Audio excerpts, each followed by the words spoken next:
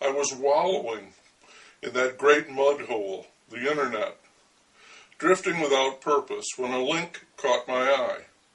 Best fight scene in the movie, it claimed. The movie being Ali, and the fight being the one between Cassius Clay and Sonny Liston. It was 10 minutes long, and I clicked on it. And it's a good boxing sequence. Very realistic. Nothing like the goofy cartoon mashups in the Rocky movies. The camera swirls around in the ring, and boy, they must have rehearsed 1,000 times, because the choreography, which is swift and complex, is also excellent. And Will Smith must be given his due. He's an extremely credible Ali, all huffed up in body and spirit. He's got it down. But the scene ultimately bothered me, so much so that I'm talking about it now. So much so that I immediately dug up a video of the actual fight in the Great Mud Hole from 1964 and watched it. And when I did, I had the sense that here was the real thing, for whatever that's worth, while the movie was not so much a recreation as a forgery, a fake. The question for me is, do the differences between them make a difference? And if the answer is yes, then that matters, because what is being changed is not the appearance of the event of history, but the substance, what really happened. Will Smith looks like Ali, and the other actor could be Sonny Liston. The fight scenes are in many ways mirror images, and yet there are distinct and deliberate differences. The two stories told in these rings are not the same. Storytelling is like weaving. You take two slim threads of cause and effect and you carefully knit them together to create a much larger design. In the movie, the effects are there, but the causes are all wrong. They have been changed to suit the makers of the movie so they can tell the story they want to tell, which is not the one that happened. Who cares? Apparently, I do. For example, it is true that the fighters continued to throw punches after the bell rang to end the first round.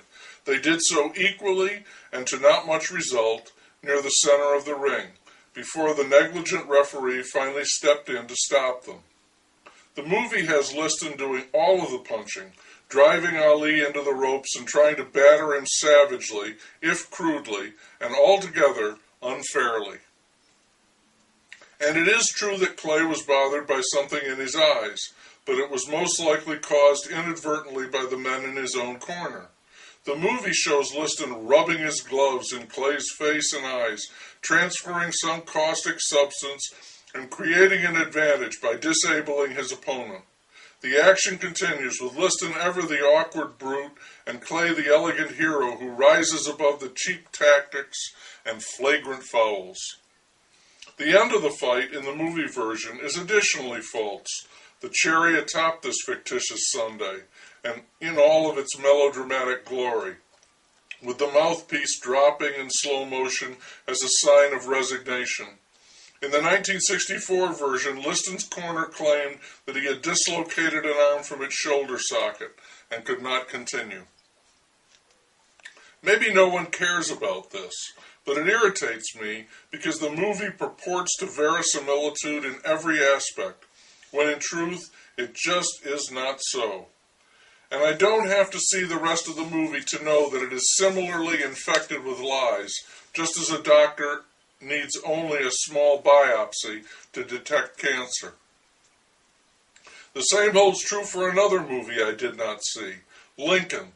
As in Ali, its lead actor is the spit and image of his historical counterpart, but the history in the movie is that of its creators, not reality. Spielberg and Kushner, the director and screenwriter, are not troubled by this. They are proud of what they've done, scorn those who object to it, and call their production historical drama. They are making art, they would say, a higher calling than those poor wretches who simply transcribe the events of history. As in the movie Ali, they have their effects down pat. Lincoln really looks and acts like Lincoln, and that's important, because if you buy into that, chances are good you're believing the rest of it. You've been duped by the clever forgery. The actor playing Lincoln is not merely wearing makeup. He's had plastic surgery, so he'll really look like Lincoln. And he has a coach, a psychotherapist, who hypnotized him and told him that he was Abraham Lincoln. And for the duration of the movie shoot, the actor believed that he was Abraham Lincoln. So it's a very convincing performance. But the history, all those tiny causations, was carefully manipulated to create the story that Spielberg and Kushner wanted to tell. Their agenda. They did not care all that much about what really happened. That's much too complicated, inconclusive, and messy. They were busy making art. Like Homer, the makers of Ali, they weren't recording a war. They were carving out a legend. They couldn't be bothered by the truth.